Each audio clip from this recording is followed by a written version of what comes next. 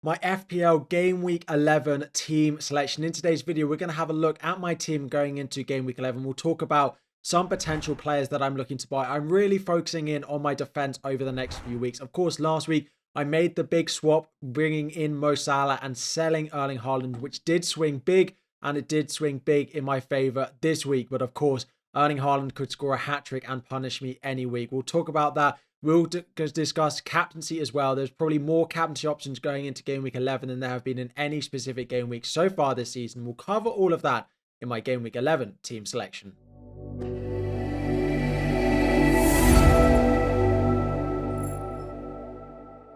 What is up, everyone? FPL Harry here. Before we dive in, 2,000 likes is the aim. Subscribe if you're new around here. And today we are having a look at my team for Game Week 11. The last week before the final international break, before we get into the busy November, December, Christmas period of the Premier League. Before we have a look at my team for next week, a quick review of how things went in Game Week 10. Of course, I made the big decision. I sold Erling Haaland down to Matheus Cunha and I brought in Mo Salah in place of FWDs. I did that on my deadline stream about 10 minutes before the deadline. I was umming and ahhing between selling Dominic Solanke to Matheus Cunha with one transfer or doing the double swap that I did. It turns out that that choice was worth 29 points because I wouldn't have had Dominic Solanke 16 and I wouldn't have captained Mo Salah. I would have had Erling Haaland captain. 29-point swing. As a result, I had a very, very good week. I moved from 280k up to 130k. I scored 62 points, halved my rank, 13 above my safety score. A reminder, the safety score is taken from livefpl.net and it is the score I need in order to not change rank. So if I'd have scored 49 points this week, I would have remained at 286k. I got very, very lucky. Matheus Cunha was a great transfer in. Very, very happy with him. Salah, I'm very happy that I bought him. But Dominic Solanke was very quiet for the first 60 minutes. Erling Haaland had big chances that he missed. I got very, very, very, very, very lucky with the returns that we got this week. I am absolutely not shying away from that. I'm happy to be up though. The big thing I wanted from those transfers this week was not to be down, not to have the week one be the week that I get punished by Haaland, not be the week that things go wrong. There will be weeks between now and me getting Haaland back that things go wrong, that Haaland scores 1, Haaland scores 2, that Salah blanks, that other players I have blank, and my rank goes horribly, horribly downhill. But I wanted to get some points in the bank before that happened, and luckily I did that. So if this week Haaland goes off against Brighton and I don't own him and Salah blanks, then so be it. But at least I am up and it will just be hopefully returning to the norm a little bit. So great, happy transfers that I made this week. Great, happy transfers doesn't even... I'm happy with the transfers that I made. Let me know how you got on. Have you made any transfers already? Drop it all in the comment section down below, but let's have a look at Game Week 11. So looking at Game Week 11 and actually Game Week 12 is the Dominic Solanke and what I plan on doing with him, because despite 16 points, he's still one of the players, probably the only player in my front 8 I'm considering selling. And I do want to talk about some potential replacements because it might be a transfer that I make early on into the international break, depending on how things go. Of course, the 16 points does make Solanke look like a better option in my team now than he was 7 days ago. He's up to 7.7 million again and has Ipswich at home this week, and I have just one transfer. I am not going to be selling Dominic Solanke going into Game Week 11. I think that's fairly obvious. But I might sell him over the international break going into Game Week 12 when he has Manchester City away. Part of the reason for that is I also own Chris Wood, who goes away to Arsenal that week. So to have Solanke in my team and have Chris Wood in my team does leave me a little bit short in terms of favourable fixtures. And I don't necessarily, I'm not necessarily sure I want to start either of those. So if I keep both, I will have to choose one of them to start, which would probably be Solanke based on City's defence compared to Arsenal's defence at the moment. In terms of potential replacements, none of them really have particularly good fixtures going into Game Week 11. So again, it bodes itself well to a Game Week 12 transfer. The first one is Alexander Isak. Newcastle are starting to return to a little bit of form. He is their main goal scorer. He's playing 90 minutes and he's on penalties as well. I really like that. Jackson, the Chelsea fixtures from Game Week 12 start to look really nice with that Leicester fixture. He is on 4 yellow cards though. I also own Ryan Aït-Nouri and I own Semenyo. Both of them are on 4 yellow cards. I also have Greaves, who I don't want to play. So if I add Jackson in there and suddenly 2 of them get booked in the same week, that does leave me a little bit short. And he plays Arsenal at home this week. So one I'm keeping an eye on. I do already have Palmer, but those long-term Chelsea fixtures I really like. The other thing to add on Jackson is in the Chelsea-Manchester United game at the weekend, when Chelsea were chasing a goal and Nkunku didn't even come on the pitch. That's not a player that is rotating and is in big competition with Jackson. He likes Jackson, obviously, and trusts him to score goals. He doesn't trust Nkunku at that stage yet. The final one is Danny Welbeck. He is much cheaper. It would free up money to potentially do some other moves and upgrade elsewhere. Manchester City this week before a nice run from game week 12. They are having a lot of their attackers fit. Ruta is playing in midfield. They've also got João Pedro likely back fully fit after the international break. And they've got Ferguson on top of Danny Welbeck. His form means I think he is fully first choice. But do I think he might miss a game when they play weekend, midweek, weekend because of his age? Potentially. I think it's unlikely, but it is something I am concerned about. All of these have their negatives. Alexander Isak is the most expensive in a Newcastle team I don't fully trust. Jackson is on 4 yellow cards. He's not 90 minutes and he's not on penalties. Welbeck is on penalties and is the cheapest, but maybe has slightly more rotation threat from some of the other players in Brighton. Solanke has been frustrating for a fair few weeks, but I could just hold on to him and just play him in game week 12 and hold him for the couple of games after that. It's not a decision I have to make this week. As I say, I'm not going to make it going into game week 11, obviously based on the fixture, but it is one I'm still having an eye on going into game week 12. But the recent return, of course, makes Solanke a little bit more positive in my mind. But what is really big for me is my defenders. So outside of the 3 defenders that we've got up top there, I've got Ryan Aït-Nouri and I've got Gabriel. I'm very happy with them. Aït-Nouri's on 4 yellows, but if he gets booked, I'll just bench him because he does have nice long-term fixtures. Then there are 3 defenders which I'm really not happy with. Rico Lewis got benched in game week 10. Manchester City look all over the place and they don't look like they want to keep any clean sheets. They've kept just 2 clean sheets so far this season. It doesn't look great for them at all. And when you have a look at some of the upcoming fixtures that they do have, I'm not certain that they keep a clean sheet in the next 3. Maybe Nottingham Forest at home, but given how they play at the moment, I'm not even sure that is a clean sheet. Now, I might own Rico Lewis for some of his attacking threat, but he's not been great for attacking returns so far this season. Then we have Mykolenko, who plays for Everton, who do look all over the place, and from game week 15 onwards, their fixtures start to turn a lot. West Ham away, I'm not even planning on playing him this week. Brentford score a lot of goals. Then it's away to a new manager bounce, Man United. And then it is Wolves, where I have Cunha and I have Aït-Nouri. So I wouldn't really want to play Mykolenko there either. And then from, as I said, game week 15, the fixtures start to turn and look a lot worse.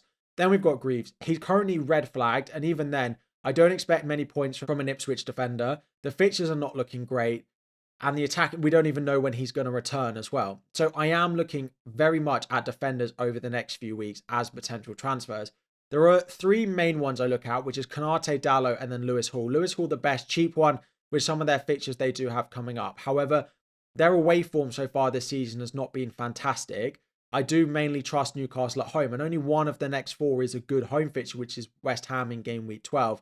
Diego Dalot might be a new manager bounce Man United, and that is absolutely something that I do have on radar. The next 3 are really good, and then they have a Nottingham Forest fixture at home in a few weeks after that. We are expecting him to play right wing back in the new system. Of course, the manager beat Manchester City 4-1 last night in the Champions League, so that is, of course, a boost to what we might expect from Manchester United, and Dalot is definitely the most attacking of their defenders.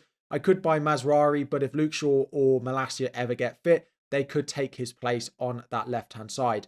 And then the final one that I really like is Konate of Liverpool, 5.3 million. Some okay fixtures in the next 2. Then it gets a little bit more difficult. And then from game week 15, the fixture run does look really nice. He is expected to be fine going into the weekend after a slight concern of a shoulder injury. So I have absolutely no concerns there. The issue is that I'm currently playing Rico Lewis away at Brighton. And is Konate at home to Aston Villa better than Rico Lewis away at Brighton? Maybe slightly, but not better than rolling the transfer, I don't think. Diego Dalot is the only one here that I really look at is a massive boost on potentially Lewis this week. Having a look at a few of the other ones, I like Luca Dean, and he actually is getting a rest in the Champions League tonight.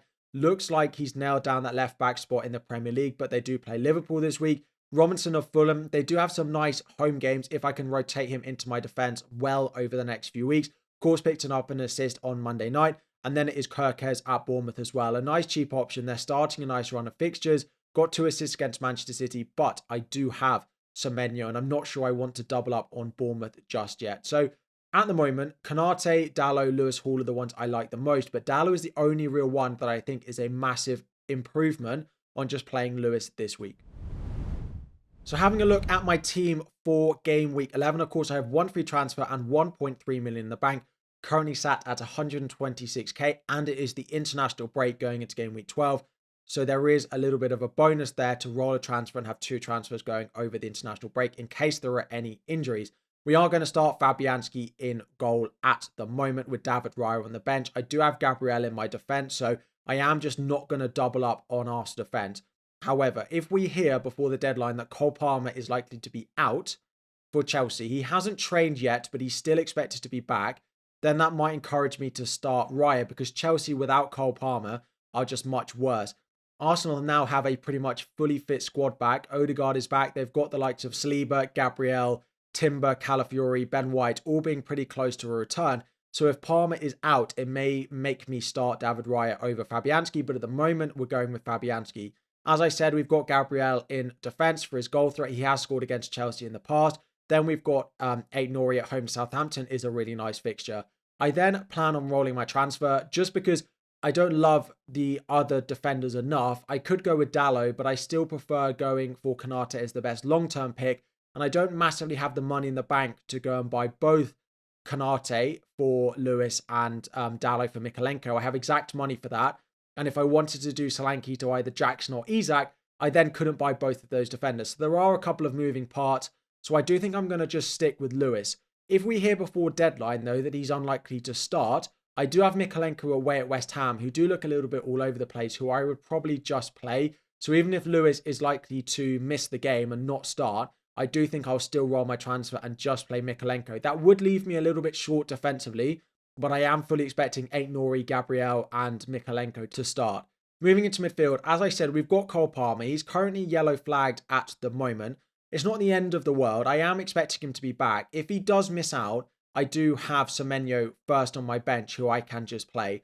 The quotes from Maresca, as I said that he hasn't trained. They hope that he can train on Thursday and Friday and be okay for the game on Sunday. We will get another Chelsea press conference probably on Friday, which should give us a little bit of information. But either way, I'm not going to sell Palmer. Arsenal at home is not the most amazing fixture. From game week 12, we know they have a great run. I've also got Semenyo first on my bench, which I hate doing anyway. So if Palmer is out, I will just play Semenyo over him and have Palmer ready to come back in after the international break in game week 12. Elsewhere, we are starting Bukayo Saka away at Chelsea with Odegaard back. I expect that to be a boost. As a Chelsea fan, I want a Chelsea win, but I have a couple of Arsenal players, and I do think with Odegaard back, it will boost Saka for the long term. We've got Brian and Burmo. We've got Mo Salah. Very happy with them. And Burmo had a very quiet fixture on Monday night against Fulham. But let's hope that he gets back to form in a home fixture this time against Bournemouth. And then Mo Salah as well, who came in. He got 2 assists in the Champions League. He scored in the most recent Premier League game. He is on great form. Moving up front, we are going with Dominic Solanke. As I say, I might sell him going into game week 12, but I don't plan on selling him this week with Ipswich at home. He does play in Europe on Thursday evening, so we'll keep an eye out on how he gets on in that fixture, how many minutes he gets. But with Richarlison out injured, there's almost no way that Solanke doesn't start that fixture.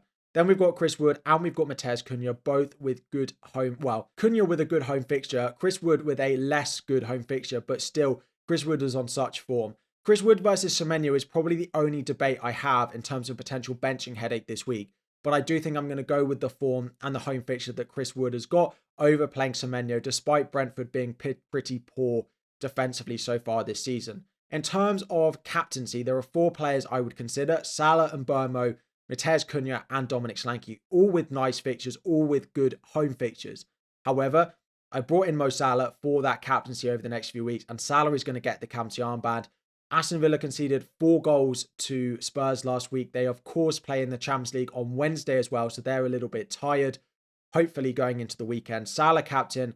Vice-captain is currently on another midfielder in Brian Burma, who I do expect to bounce back. It's also on penalties as well. It could end up on Matheus Cunha going with Southampton as the fixture, but at the moment, it is Salah captain and Burma as vice-captain. Let me know what you would do with my team. Would you bench any of those players for Semenyo? Would you make a defensive transfer? Because Lewis does feel like he's absolutely an issue in my team at the moment. Let me know what you would do, but I plan on just rolling the transfer. Even if Lewis gets benched before the deadline, I'll probably just bench him for Mykolenko, take 2 transfers into the international break. All eyes on Palmer injury news. Going into the Friday video, the final decisions where I'll update you after the press conferences if anything in my lineup has changed. We'll talk about all the press conference news as well. Thank you so much for watching. Drop any questions you have about your team down below. Thank you for watching. 2,000 likes is the aim. Subscribe if you are new around here, and I'll be back again very soon.